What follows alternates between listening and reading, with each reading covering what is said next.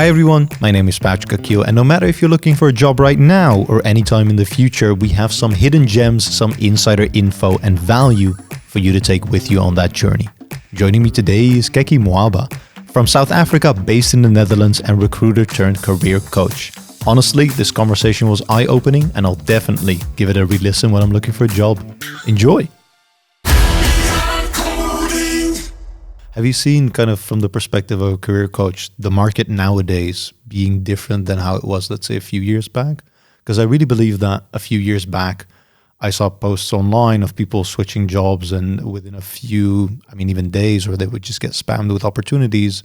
And nowadays, especially for people early in career, I feel like it's harder out there. Have you noticed something similar?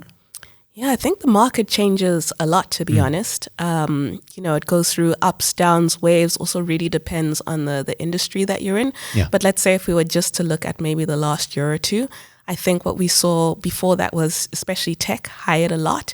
And even in recruitment, we'd have these ambitious goals. We need to double the size of the team. We need to scale the product. And hypergrowth was like the main word. I'm sure you heard companies being super proud that we're in like hypergrowth mode. Yeah. And even though I was part of those teams hiring, I think I was always a bit suspicious if hypergrowth is a good thing compared to sustainable growth, which is focusing on, okay, long term, how is this going to serve our company, our product, our services that we are offering. So with that, I think there was quite a bit of hiring, and then that sort of started to slow down a little bit. So maybe instead of hiring 50 people yesterday, they're like, okay, cool, maybe let's focus on just hiring several people this month, or let's look quite critically around our headcount and budgeting and all of that. So because that seemed to slow down and companies were a lot more intentional, it gave the illusion that maybe hiring is slowing, but that's not necessarily the case. But I will say that with the last year or two, maybe there have been a lot of layoffs, particularly within like bigger tech companies. I think that's quite a well-known fact, but it comes in waves, right? Usually the companies lay people off, the stock price goes up, they start hiring again. So it's very much up and down. And I think as much as I loved recruitment, that was sort of both a pro and a con, that it can be super ambitious goals, then like stop. And then, okay, slowly hiring, then stop or something. So that may be some of the shifts that maybe you're observing in the market. But I'm curious, even for you as a software engineer, I'm sure, you got a lot of LinkedIn DMs from recruiters over the years. Would you say like you feel like that slowed down, or do you still feel like there are as many roles as they were maybe like 3-4 years ago, for example? When it comes to the messages I get, like on a one-to-one basis, I feel like it definitely slowed down. And I don't know, I didn't really update my LinkedIn profile that much, but let's say it's been stable for the last few years, then the only thing that changed would be the market. So that kind of goes into maybe my bias of it's definitely slowed down. That's the feeling I have. Before I did get messages, and like those people that say, every week a few messages. No, it would not be that much. But I did get messages, and the ones that really stuck with me would be the ones that are really personal, to the point where someone would actually just record a video of themselves talking about stuff that he saw on my profile and being like, well, we can chat if you want. And at the time I wasn't really interested at all, and I'm still not really interested. But yeah, it is kind of a notion that I saw. My brother just came out of university like a few months back. He did a bachelor in econometrics, and they always say at the University of Amsterdam it's one of the hardest bachelors to complete. And for some reason they tacked on data science at his final year. So he graduated and got an extra econometrics and data science bachelors. And he was looking around and he says, definitely for like junior roles, it's really hard to get the foot in the door and to actually start having a conversation. And most of the times what really brought him down, because this has been a journey, was that he didn't really get feedback either on his resume or the interview process at all, or he would not really get a good feeling of the people that he would talk to, the representatives of the company. So then he wouldn't really be motivated to continue with an interview process at all. And I feel like I never experienced something like that, especially in my kind of early career a few years back. Yeah. No, I get that. And I think that with your brother's experience, that's shared across many people. And that's a really good degree, econometrics and data science from a pretty reputable school. I think that, I also studied here in the Netherlands. I did my master's, and I was very fortunate to receive a scholarship to study here. And I think for me, even graduating, I really struggled on the job market as well, even though this was, quite a few years ago. I think that I also lacked confidence because I felt, okay, I don't speak Dutch. I need visa sponsorship. I don't have that much work experience. Who's going to hire me? So I think I took like a very proactive search when it came to looking for a job, because I realized that maybe it might be a little bit harder than people who, speak the language, maybe from Europe and have a network already. So I had to go above and beyond in terms of like messaging people on LinkedIn, really slash stalking people at times, respectfully stalking though. Yeah. No, I'm kidding. But, really researching companies. So I think that's a lot of the time how I got my foot in the door. But I think that companies these days sometimes want a finished product in terms of someone who already has, quite a few work experience or 1 to 2 years experience for a junior role. And a junior role to me should mean 0 work experience, because, you need to get work experience sometimes, or even for internships. Even internships might require that you've had at least a year of internship experience. So I think a junior role does require resources from a company's perspective in terms of time. There needs to be someone to mentor this person, to teach this person, to really invest in them. There needs to be a lot more structure, as this person may not have ever worked before, so they need to be taught how to work. And some companies aren't at a stage where they maybe want to invest that time or see the benefit of that. So I think that's maybe why there are less junior roles available now. So I always encourage people, even when they're in university already, to start building their network, even just with your friends. Like, for example, your brother, I'm sure he knew great people in his class. Maybe those people knew people or something. So I think the point of looking for a job actually starts probably before you graduate, and even more so, it's important now given the job market. Yeah, I fully agree with that. I saw on LinkedIn you've worked at companies that are quite reputable, Flow Traders, Reddit, Disney, Uber even. I mean, I know Alex from the podcast, and you know Alex as well, and he recommended Gergely, and Gergely also used to work at Uber. So there's this quite an interesting network, I feel like, that happens at the more high-profile companies. How'd you get your foot in the door, let's say, at the first one? You said you came out of uni, did not have a European passport, did not speak Dutch in any case. How'd you get your foot in the door? Yeah, so my first job actually in Amsterdam was at Douwe Egberts, the coffee company, which I'm sure you've had their coffee before. Yeah, I worked with them also. Ah, did you? Yeah. Oh, very cool, nice. So so I was actually drinking one of their coffees, and I was curious. I was like, I wonder if they're hiring, right? So I went on their career page, and I was looking for like a junior HR or recruitment role. I saw absolutely no roles. So because I was very confident, or desperate, to me, I think it's the same thing. Different, but same, yeah. Yeah, desperate. I thought, hey, let me just call the reception at Douwe Egberts and just ask to speak to someone in HR. No way. So I called them and I said, hi, my name's Keki. I'd like to speak to someone in HR. And they put me through. And I was like, oh, that's usually when they hang up. I'd done this many times before. I'd never gotten this far. Yeah. So I spoke to a lovely lady called Anneke Geerts, who was my manager at Douwe Egberts, and she's an amazing recruiter. And I asked her, I was like, are you hiring junior HR or recruitment roles by any chance? And she was like, we don't have anything open at the moment. But actually, we have a lot of work, and I might need an assistant at some point. So why don't you just send me a CV? And I was like, oh, okay, cool. So I sent her my CV, and she said, okay, I'll keep this in mind. I'll let you know if anything comes up. And I was like, oh, I've heard that before. We'll get back to you. And I'm like, oh. But I followed up, and I kept following up, like just checking if anything comes up. And she said, yeah, we've now got approved headcount to hire a junior person. And why don't you come in for an interview? So I came in for an interview and got the job, and that was my first job in Amsterdam, actually. No way. Yeah. I love that story. That's amazing. You went kind of above and beyond and just shot your shot, right? If no one would have done that, you wouldn't have landed your job. And you did something probably no one else would. It's actually called a company.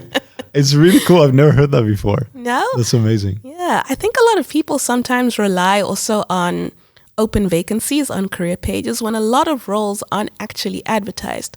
So let's say I've got a scenario for you. Now, Patrick, imagine you're a recruiter, right?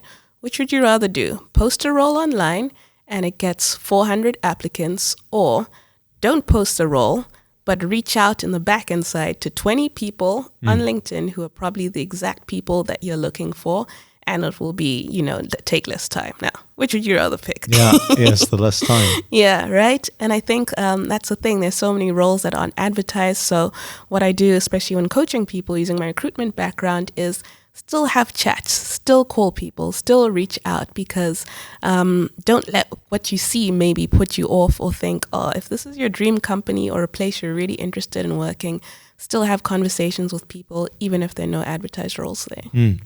Do things like open vacancies, if they have that, let's say on a job board somewhere, does that work as well? Because I see then lots of positions that I don't really find myself in. And then there's just this one open one that's like, send us your resume and we'll see if there's a fit. Do people actually look at that? Yeah, those roles get a lot of applications, right? As you can imagine. Catch-all, yeah. But I think sometimes it can yield mixed results. So I think it's a very good advertising tool from a company's perspective, right? When you post open role, people will be like, oh, what is this company? What is this doing? So there's a little bit of a motivation from a company perspective to get sort of their name out there and at least have people start to look into what they do and get engaged. Secondly, if a company is posting an open role like that, I think it's, first of all, good to know what the process is. So some open roles will be like, we'll have someone get back to you within the next week or two to let you know if there's a vacancy, or you'll be stored in our database for upcoming hiring. But maybe if there's no indication of what the next steps can look like on the open role, I wouldn't spend too much time crafting an application for it. But I definitely don't think that, you shouldn't apply or something, but those tend to yield lower response rates than maybe specific job openings. Yeah, and you mentioned actually crafting an application. Is that also then the process? Because I haven't applied in a while. I used to apply, and the last time I applied were like a few years ago, but I would probably have like a kind of a template and I would change a few things, but I wouldn't actually craft a thing. I wouldn't use that terminology. Is nowadays applying, is that like a craft, you'd say? Yeah, I think you got to stand out, It also depends on your job. Like, let's say you are a back-end software engineer applying for a back-end software engineer role. You don't have to craft it too much, right? Yeah. It's clear. It's a good match. We're looking for someone who knows Python. But if maybe you want to get a little bit out of your field or to an industry you haven't worked with, or showcase one part of your experience, I think creating a tailored CV or resume, interchangeable words, is quite a good idea, so that it can show your experience more. So, for example, I have one candidate who is an operations manager, and operations means a lot, right, in terms of what you can do. It's one of those things like analyst or consultant. It's like anything. It can be anything, right? So, this client basically had done so many things, but they wanted to get into data analytics, right? So I said, okay, great. Why don't you create a tailored resume that shows more about the analytics part about your job? So maybe what you did in terms of process optimization won't be as important as showing that I know how to do Python and R or SQL when looking at data sets. Talk more about those projects. So I think for people who are especially generalists or have done pretty wide roles, tailoring it is always super important to the job to just highlight your skill set. Very interesting, because that's basically me. I always said on this podcast and even off that I'm now a software engineer. And actually, since recently, I got a new, because we're at a consultancy, a new assignment as a product manager. So that's one of the tracks. Nice, congrats. Thank you. It's more so the product side. Then I do a lot with this podcast, and I've seen this kind of new-ish title, developer advocate, developer relations, which is like a second track. And then I'm also a team lead. So I have a group of consultants which I work with when it comes to personal development and happiness. And that really fulfills me, and that's more the kind of engineering management track. And I still don't know which one of these I want to progress in. But if I'm hearing what you're saying is that if I were to apply, I would kind of have to tailor make my resume based on the experience that I've had to show that I can handle that new role. And that will be 3 resumes. And essentially. I do not look forward to that. I would have to make a decision.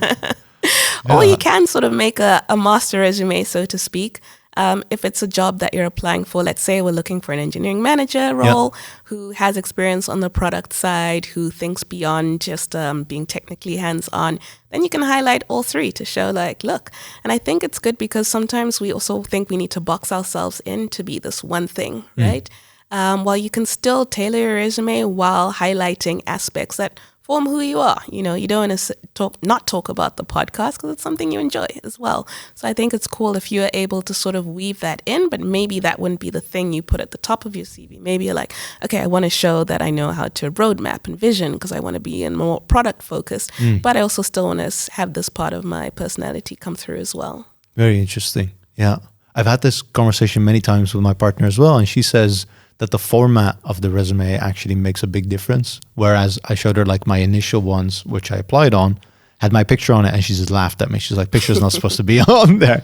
And I'm like, I don't know if I know what's supposed to be on there and what's not supposed to be on there. Does the format really matter that much in your experience? Is your partner a recruiter by any chance? No. She works at Palo Alto Networks now as a project manager. And it took her a long time to get that role. And now she's applying and she got a new role, and then she used that as a counter offer at the current job. So she's doing really well. Smart. I must say. You chose well. Yeah, right? Yeah. Nice. But when it comes to the CV then, do you think actually the format matters? I think format matters, and format often differs from like place to place, right? So in somewhere like the Netherlands and quite a few other Western European countries, you can get away with a picture on a CV. In fact, it's quite common actually. And sometimes a CV that doesn't have a picture on, people cross-reference it with your LinkedIn to see what you look like anyway. Yeah. Right? So I think that can be quite common. But in North America, like US, Canada, having a picture is a no-no. Oh, it really? is a huge no. And there are many studies that sort of like tie into the reasons why, which I'm very fascinated by, that how can structure differ from region to region, especially if a job is more or less going to be the same, just in a different country or location. And there are many reasons that tie into that, for historical reasons, maybe fear of discrimination, other sort of things when it comes to how open people feel with putting their information on there. But I generally recommend, having a more sort of clean, neater structure for most roles. But it depends. For example, one of my clients is a graphic designer and really wanted to make a very designed CV to show with colors and everything. And that worked compared to, if you're applying for an accountant or a dentist role, where it's like, okay, gray, black and white, let's keep it sort of simple. Yeah. Don't need to show off your design skills as a dentist necessarily. Yeah. So it does differ role to role, I think. Yeah. And then for, let's say, international companies like Disney and Uber, does it then also depend region by region what is most likely to get through, I would say, or most likely to get read or even be put on a manager's table, let's say? Because those companies are international. They hire in different regions. And as you said, they have the same job, but just available in different regions. Does the recruitment process, is that standardized? Yeah, I think recruitment is sometimes very subjective because a lot of people think, the machines have completely taken over and humans don't read CVs. Yeah. But unfortunately, it still is quite a flawed process, in the sense that it is very likely going to be a person on the other end reading your CV. So in that sense, I think whatever role you're applying to and whatever country, they are still core things you definitely want to include on your CV. Basics like name, contact details, but sometimes people include stuff that doesn't need to be on there, like their marital status, their religion, their full postal address or something. I'm like, this is a little bit of a data sensitivity issue. I could easily hack you. So, I think by having that basic information and then clear bullet points of your work experience, what you've done with results, and keeping it as concise as possible, I think no matter how long you've worked, 1 or 2 pages max. Even if you have 30 years of experience, shortening your experience in some cases, like, okay, maybe what I did in 2002 is less relevant than what I did in 2022. So making that section shorter. So I think by being really intentional about sort of how you structure it, that's going to be great. But a lot of the time, people just don't know this. And that's why I have a job as a career coach. Absolutely. to guide people in making a really good structured CV. And I think a good structure, if you can read it in 10 seconds, you've done a good job, right? Because have you ever hired before, like read CVs? I have. Yeah, it's been a really long time though, but I have. And I would just think it's interesting because I would get these different formats, and maybe I'm speaking like I have done this many times. I didn't do it many times, actually. It was like very early in my career even.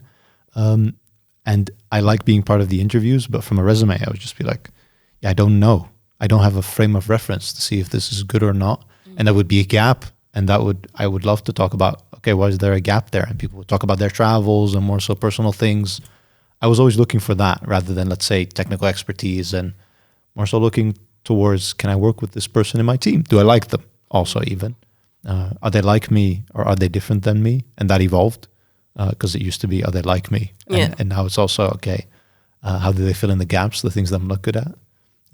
So yeah, those are the things I looked for. And I'm sure when you started reviewing CVs, maybe you spent quite a bit of time looking at each one, like 5 minutes trying to look at it, understand it. And then I'm sure you're like, okay, I've got 100 more to go. Maybe that time got shorter and shorter or something like that. So especially as recruiters who, this is what we do all day, 10 seconds, that initial glance. And from there, we can make a decision whether we want to move you to the next round or not. And I like that you also brought up gaps, because this is a question I get quite often, because gaps can happen for so many reasons, right? And to me, gaps aren't really too much of a big deal. And I think a lot of people don't care too much about them. But in an interview, it's about how you sort of tell the story, right? So what's quite common is you find people who maybe moved to the Netherlands from other countries after graduating. It took maybe a couple months to even a year, if not sometimes longer, to find a new role, right? So I think even as the person reading the resume, it's always good to have compassion and curiosity when it comes to maybe gaps being in people's CVs. So that's something I would ask about in terms of being like, oh, cool, I see that, you took a few years off. I'm wondering what you're doing in that time. And I really love it when people show like, oh, I was upskilling myself. I wanted to travel. I had a family. I had this. But I'm ready to come back, and I'm excited about what your company is doing. So when they reframe it with a lot of confidence, as opposed to, I don't know, down on my luck, down on my luck, etc. So I think that storytelling aspect is really important in interviews to really sound positive, and you're in control of that. I think people sometimes fear being asked questions like, what if someone brings up the gap? What do I say? But I remind my clients that, you're in control of this. You're also deciding if this company is right for you. So would you want to work at a place where someone, takes it quite adversely that you took a couple months off to travel or figure out yourself or take care of your mental health? Maybe that's not the right environment for you as well. So it really goes both ways. Yeah, I think that's a great perspective, that it is both ways, right? And if the company, I also told this to my brother, so it's kind of fresh. I said, if the company doesn't take the time and effort to also welcome you and to make you feel at home, make it so like you want to work there, then that might not be the company for you. And sure, there's a lot of circumstances, a lot of people, a lot of things in the process that might go wrong. But the fact that they go wrong, or they might go wrong more often, like those signals you have to pick up, and then you can still continue, but at least pick up those signals and see if you still want to go ahead with it, basically. Because it's time investment from both sides at the end of the day, which I think people forget as well. Yeah. I did a poll on my LinkedIn, and I'm really curious to hear your thoughts on this, because I asked a question, it was fresh on my head, on my mind, based on an episode.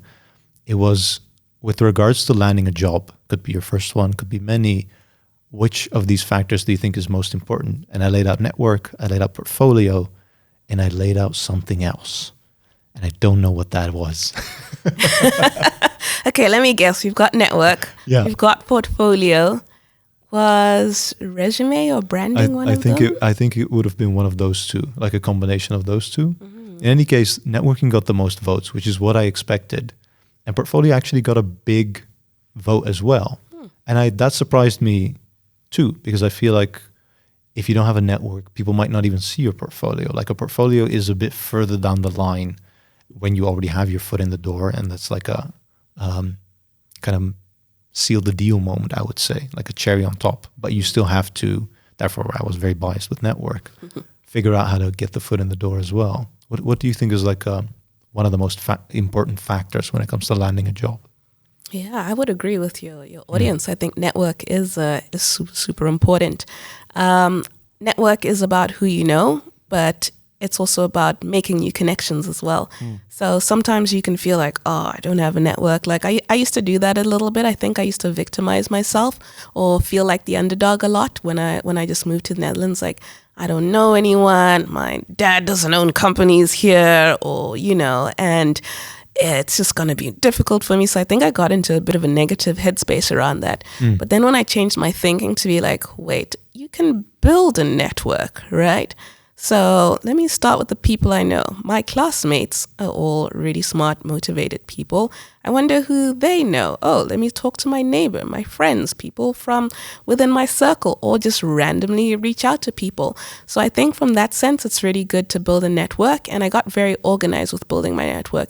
I used to track all my new LinkedIn connections, right?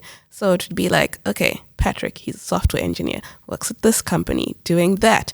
Oh, okay, I see at this company might be someone else I'd be interested to know. I wonder if Patrick could introduce me to that person.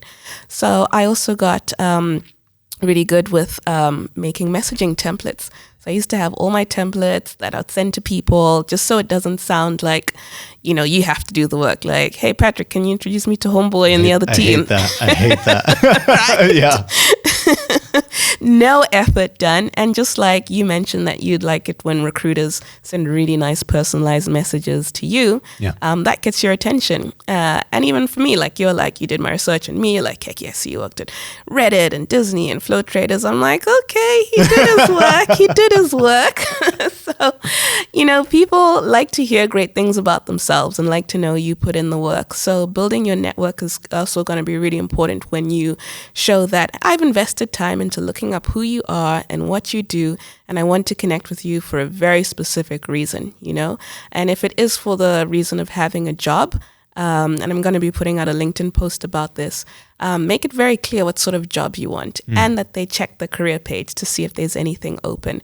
I think it can be a bit frustrating when you're working at a company and someone's just like, here's my CV, let me know if there are any openings available. You've gotten messages like this, right? Yeah.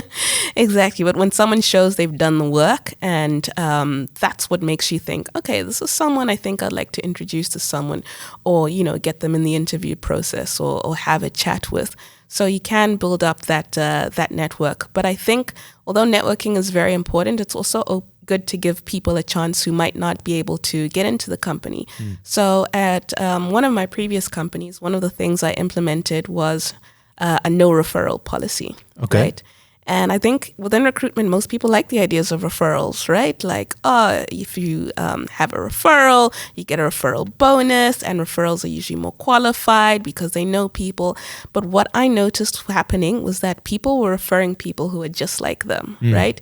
So maybe they studied at the same universities, were in the same class, worked at the same companies. So before you know it, we've got a team that's all ex-Google or ex-Meta, or all went to this one university, either Eindhoven, Delft, or Bucharest University or something. And I noticed our teams becoming very, very homogenous, right? So for a while, and it's not to say it's a forever policy, but for a while I introduced a no referrals policy, and this enabled us to get fresh talent combined with me sourcing, actively headhunting on LinkedIn for people who are very diverse in terms of their backgrounds, education, maybe way of thinking that we wouldn't have otherwise have hired. So as much as I think networking is important, it's also companies that they take those steps to ensure that people who might not have a network there can also get a chance to get in. Yeah, I love that you highlight that. If you put in the work, you have a higher likelihood of getting noticed, of getting basically seen, right? Because if you're like everyone else, if you send the most easiest message and you basically shoot with buckshot and spread everywhere with your CV, then that's not the best strategy, probably. Time is, however, what people might not want to put in. Like I talked to my brother, and this process was for a long time. He landed a job now. I'm really happy for him. Congrats. But it did take him down. He was like, sent out my resume to 100 companies. And even on Reddit, I see people say, it's been a year, and I have this spreadsheet, and it's 500 companies. And I've only had a handful of conversations. And then I'm like, well, something must be wrong, right? Because if the number is that high, then something you're doing is just not working. And most likely, this is my assumption, is they cannot put all the effort into those 500 companies. Otherwise, that would be like a full-time job. And probably they do not want, or they don't see that the effort would make a difference. But I'm glad to hear that you're saying the effort can make a difference. So at least that's the least you can do, basically, is put in the effort if you really want it. Yeah, absolutely. And I think, getting a job for a lot of people isn't easy. I mean, sometimes it can be easier, like I said, depending on who you know and everything. But sometimes I think we think that this should be easy, right? I should be able to just like get a job like this in terms of a short amount of time. But, you know, it's funny, I was having a chat with my dad and he was saying, oh, getting a job today is so much easier than it was for me in like the 80s or something, right? And I'm like, does every generation just think it was not easy? It gets hard, easier and easier. Exactly. And then I have an older cousin who, you know, finished high school around the time of the 2006 recession. And he was saying that it was really tough back then between, you know, 2006 to 2008 to get a job. A lot of people weren't. And he was like, it's so much better today. And I think it's so subjective in terms of when it's easy, when it's difficult generally as a society, as that does differ so much from place to place and in terms of what's happening in the economy as well. But I think that, you know, putting in that effort does matter. But you also being smart with that effort. Like, let's say the person you mentioned who puts in 500 applications, right? That's very much taking a quantity approach, which can sometimes yield rewards. Like maybe out of 500 applications, if only 10% of companies reply, you get 50 interviews or something like that. But I think it's more important to have a quality approach than a quantity approach. So a quality approach can be this. Okay, here's my list of 10 companies I'm really interested in working for. And let's say, for example, Booking.com is one of them, right? If I'm really interested in Booking, I would map out their teams to be like, okay, what kind of teams are here? Here are all the product teams at Booking. Out of the product teams, let me draw up a couple of names of people. Okay, here are 15 people who are doing the exact job I want. Let me think about how I can reach out to those 15 people in addition to applying for the role, you know? And I think that is the approach I also help with my clients in terms of mapping out the market, and it yields higher result while also putting in maybe less effort in the sense that we're not taking a quantity approach. Yeah. I love that a lot because you're basically leveraging the information that is out there, specifically on LinkedIn, to figure out people that are like you or not like you, that people that have the job that you might want. If you see an open position, then definitely those people are going to be your colleagues or your peers, and you're going to mirror off of them and learn from them, and they're going to learn from you as well. So reaching out to them and basically becoming friends with them, I guess, is a really good strategy. I've never thought of that. Is that what people do nowadays? Like to distinguish themselves already? I think people are a little bit afraid sometimes. That's what I would feel like. Yeah, I would feel hesitant to do that because with the perspective of the one I have, where people reach out and say, "Can you just refer me to so and so?" or "Do you have any open positions?" And I'm like, "Well, we have a job board. You could have started there." Basically, I don't want to come across like that. So then that already is a hurdle in my head for approaching anyone, basically. I would never approach someone and be like, I don't even know what I would say, even. Yeah.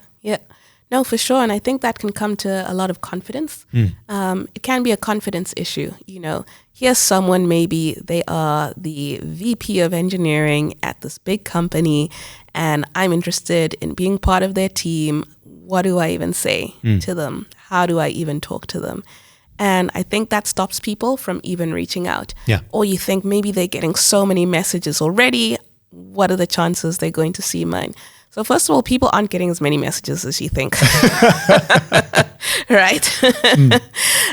Because that exact reason. People are kind of a little bit hesitant too.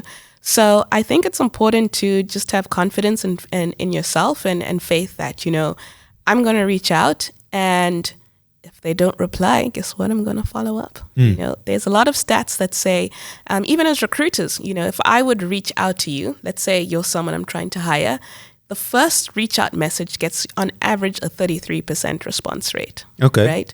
So most people don't respond to the first message. The second message gets a 40% response rate. So quick follow up like, hey, Patrick, just checking if you got my message last week. As I mentioned, we're working on this product. I think your background would be very interesting. Let me know if you're free for a 15-minute chat or something.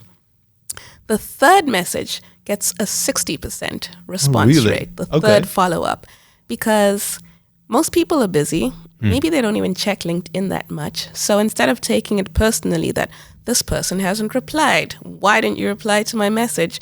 As opposed to being like, okay, let me send one last follow-up, like, hey, keep the tone light, friendly, checking in one last time, maybe missed my last 2 messages about this and this. Let me know if you're interested, and, you know, then you kind of leave it. And as recruiters, they would recommend the follow-up cadence for us being like every 3 to 7 days. So maybe over the course of 3 weeks, sending 3 messages. So following up is also really good when you're on the other side as a job seeker in terms of reaching out to people. And I would follow up a lot with people, respectfully, and sort of space out my messages to see if they would respond. And I noticed usually by the 3rd message, that's when people would reply.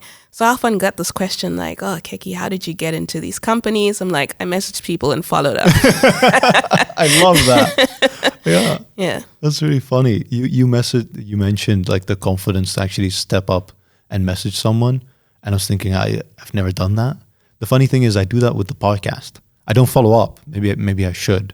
I do search for people very specifically, and then I see if there's any content of them online speaking, because if they cannot hold a decent conversation on a podcast, it's still a podcast. So the audio thing is a thing basically. But then I send my message. And that actually has a really high return rate. Like, I don't know the percentages, but I never follow up. That's very interesting. I'm going to try that for sure. The thing is, I also get messages, and this is mainly by email, people that find the email address that's on YouTube. And most of the people are editors, and they want to edit the podcast. And this is how their message starts. I'm a big fan of the show, a compliment. And then it says, but you're not leveraging shorts and so, or your thumbnails basically suck, or the titles could be better. And like this whole build up, and then you just destroy what we're doing. And then that's it. And then I see those people follow up. And I did wonder, okay, does that work? Maybe it's the way they follow up. Sometimes it's like passive aggressive. This is my last message. Like, it's not really fun and lighthearted anymore. But in any case, it made me wonder. So I'm really happy that you confirmed that follow-ups matter and they work, but they work if you do it the right way. Yeah, they do it the right way. But I think what's interesting is about that first message you get, right? So when someone says, great podcast, but could be better. It discredits everything. How does that make you feel in that moment? Like, do you think, yeah, this is someone I really want to work with. They truly understand this podcast and what I'm trying to achieve. Or do you feel like they're trying to neg you in a way to be like, let me highlight the negative and maybe they'll be interested? Yeah, it's interesting. Like, I think it's the last part where they highlight something, but they have an ask, basically. There was one person, and I might show it to you after the show. They sent a message and they said, oh, I've been listening to your show at work, basically. And then, don't worry, my boss doesn't mind. And then I told my boss, and all of a sudden he wants to be guest. And then I'm like, is this real? Or is this just a fairy tale, basically? Because first of all, the person is remote. And I've said many times, I only do in-person episodes from like the last 50, 60, maybe 70 episodes. So that's a thing. So if you really were listening, you might have noticed that the people are actually in the same room. So then I don't know if it's real or not, but I'm such a believer. I want to believe it's real. Yeah, that's what gets me. Yeah. Right. And I think that's interesting because that touches upon psychology. Like, your podcast means a lot to you. You've put a lot of work and effort. So I think if someone were ever to work with you in terms of making the podcast better, you want to feel like they really understand it, right? And they've really done the research, just as you do research into the people who you invite on this show. So I think even with, let's say, on the job sense, reaching out to people on LinkedIn, when you show that you understand their background and then as well as the company challenges, I think that's going to be really, really important. So let's say, for example, you went to work at booking.com, right? And you see someone who's working in the search optimization team, and they're trying to build out a new product to, maybe, compete with Airbnb in that sort of sense. When you show you've done your research into the product they're looking into, the ways they're trying to have a competitive advantage, that person's background, that will get their attention much more than, yeah, that new product you're building is great, but these and these things are missing. That's what you're missing, yeah. It's kind of like, because we're a bit attached to our work, right? It's a bit sensitive. So you can still show the value you'll add without having to like sort of put what they've done down. Yeah. You have an incredible way of highlighting that most of the answers I have are actually right in front of me. I just have to flip it around and put myself in the shoes of the people that reach out to the people that have something and don't have an ask, but show what you have to offer in that way.